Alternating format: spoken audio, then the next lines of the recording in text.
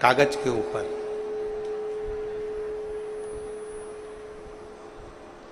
गीता लिखी गई कागज के ऊपर, रामचरितमानस लिखी गई कागज के ऊपर, श्रीमद् भागवत लिखी गई कागज के ऊपर। क्यों लिखी गई? लिखने के लिए वस्त्र भी मिल जाते, लिखने के लिए और भी सामग्री मिल जाती, पर लिखा कागज पर गई है।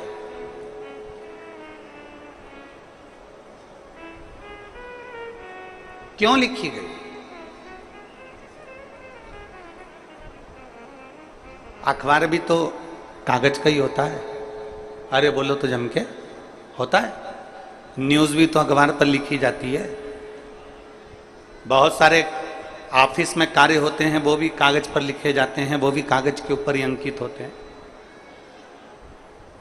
बहुत सारी बातें होती हैं जो कागज पर लिखी जाती है, पत्र भी कागज पर लिखा जाता है, ऑफिस का वर्क भी सारा कागज पर होता है, होमवर्क भी कागज पर होता है, किताबें भी कागज पर होती हैं, और अखबार की जो न्यूज़ की कथाएं हैं, कहानियां हैं, काव्य है, सब अखबार पर लिखे जाते हैं। न्यूज़ भी अखबार पर लिखी जाती है, मैगजीन भी अखबार पर कागज पर लिखी जाती है, और पुराण, शास्त्र, गीता, रामायण, ये सब कागज पर लिखे जाते हैं।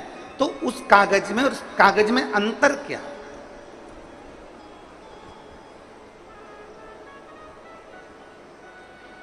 उस कागज में और इस कागज में अंतर क्या? सबसे बड़ा अंतर है कागज का, कागज एक ही है।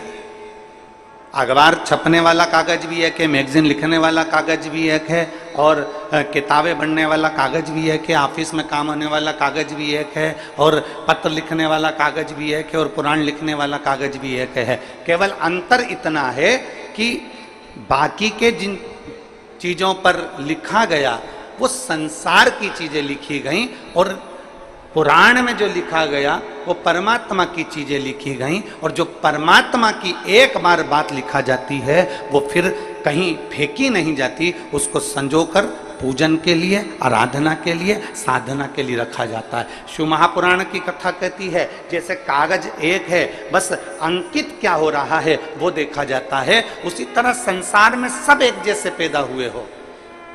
संसार में माता के गर्भ से जब जन्मे थे तुम्हें नहीं मालूम था कि तुम ब्राह्मण हो कि क्षत्रिय हो कि वैश्य हो कि शूद्र हो।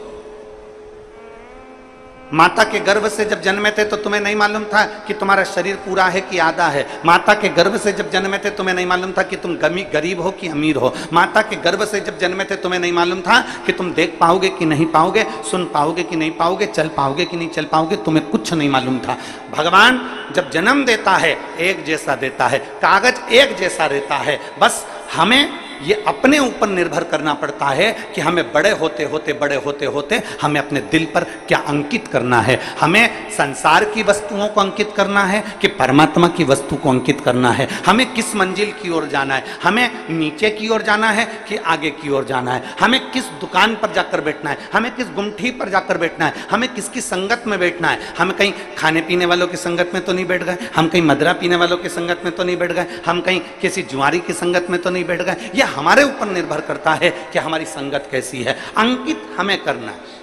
जब भगवान ने पैदा करा तब यह नहीं बताया कि तू ब्राह्मण है कि क्षत्रिय है कि वैश्य है कि शूद्र है। भगवान ने जब पैदा करा तो यह नहीं बताया कि तेरा शरीर कैसा है। परमात्मा ने तो यह देखा कि तेरा कर्म कैसा है, उस कर्म के हिसाब से तुझे जन्म दे दिया और जन्म देकर तुझे संसार में भेज दिया।